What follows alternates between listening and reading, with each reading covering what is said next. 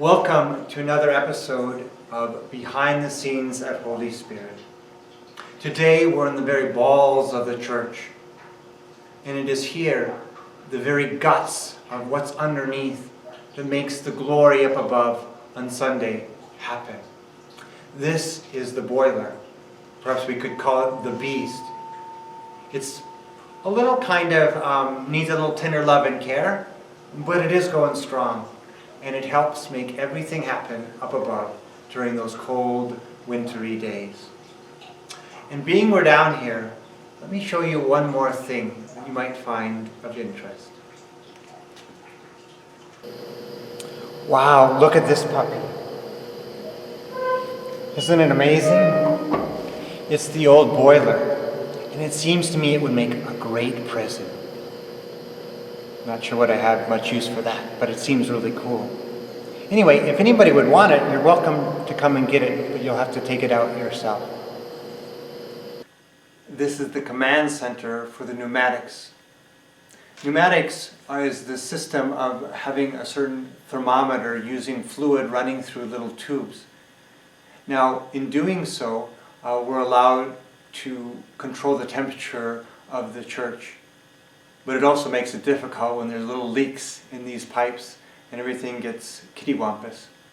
Thankfully, we've changed out these pneumatics in the social hall and the school. Thanks for your generosity to help make this happen. We'll also soon hopefully be doing the church and the whole facility. But for now, we'll have to enjoy these great pneumatic controls. Now, let's go to one more component of the guts of this operation.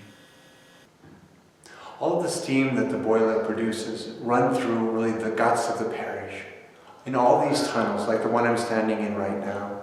And it's this steam that really provides for the glory of the church.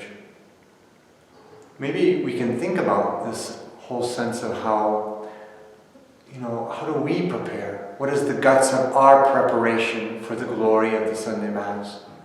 How does our family, how do we individually prepare? As we don't have the Eucharist to celebrate now, maybe it's a time to think, how do we prepare? How is the Eucharist the center of our lives? Some things to ponder. I invite you then to join me as well tomorrow for Behind the Scenes at Holy Spirit. And for those of you who desire to stay on, let's continue on in this beginning of our retreat. And so what I'll do is I'll give some words of introduction and help you enter into a time of retreat for those who would be interested. So stay tuned and we'll transition to that right now. God bless.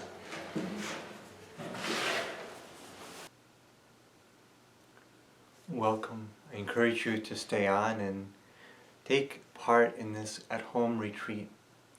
What an amazing opportunity, really, to take advantage of the Lord's love for us as we enter into Holy Week, which isn't that far off, and into the beautiful season of Easter. We'll take full advantage then by drawing upon scriptural texts, allowing the Lord to really teach us how to pray. This time of retreat can truly be a time filled with great awe and excitement, to actually perhaps hear the Lord for the first time in your life. Maybe some of you have never actually did a retreat before. This would be a good first opportunity. How does one make retreat? Well, typically speaking, one would move aside from their normal activities in life and even to be at a retreat center or a place such as that. And by thus doing, they would have the opportunity to listen in an attentive way to God. Perhaps there will still be distractions in our life, but I think it's possible to have a stillness of heart and to allow this time where we don't have as many distractions as we usually have to be an opportunity for the Lord to present Himself and to be with us. So let us then choose to be with Him. So to make a retreat, one really has to pray. Prayer is really the center of everything that we do in a relationship with God. It's really as simple as St. Teresa of Avila, this great doctor in prayer, speaks about. It's like dialogue with God. We dialogue with God, we talk to Him about what's going on in our life, and we listen to Him, allowing Him to speak into our hearts. If you've never kind of had this opportunity to talk to God and to listen to Him in any meaningful way, it may seem foolish or unattainable. But the truth is that it's not that difficult. So we just need to open up and make ourselves a bit vulnerable to God. So I invite you then to make yourself vulnerable. Truly put yourself in a place to be found by God, so to speak. So to do that, you're going to really need to carve out some time to pray. I would highly recommend that you spend at least a half hour of silent meditative prayer each and every day. Maybe that's in your room before everybody else in the house gets up, or at night. Or maybe you sneak away to the church and pray in silence in the front of the Blessed Sacrament. But choose a place, a time, and allow your heart to be open to praying to God. I will lead and guide you through this prayer, so you don't have to be too alarmed or too anxious about it. We'll spend time each and every day talking about prayer, what happens in prayer, how do we hear God, how do we speak to Him. So just rest assured, I desire to really take your hand and lead you on this great journey. Some of you may have already dived in a bit by reflecting upon Psalm 23. If you haven't, that might be a place to start. This beautiful psalm about Jesus as our shepherd, truly taking care of us. I'm going to give you another passage as well. It comes from John chapter 1, verses 35 through 39. Once again, John 1, 35 through 39.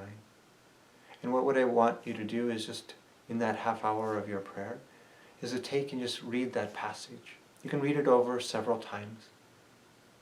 And then you can just begin to just settle in and tell God what you're thinking about. Maybe you imagine yourself in the scene. We'll speak more about that a little bit later on, but just kind of pretend you're there. Maybe you're that disciple that seeks to follow after Jesus. And when Jesus says, what do you seek? What do you long for? Well, maybe that is exactly what you do seek, and what you long for is to tell Him what's going on in your life. So I encourage you just to enter into that time. Maybe you just read through the passage and a certain word strikes out at you. Like, oh, is God speaking to me in this word? So just be very attentive to what the Lord is doing as you pray that passage. We'll speak more and more about this prayer and how this all works, but for the most part we just need to dive in. So I encourage you to dive in, to maybe dust some dust off the Bible if needed, and to begin to pray. We can do it. And in this time, I trust that the Lord's peace would deeply be with you. So I think that's all for now. But just to know that you are very much in my prayer, and as we begin this time of retreat together, that it truly can and will be a time to be united in a deeper way with Christ, who suffered, died, and rose again for us. Many blessings.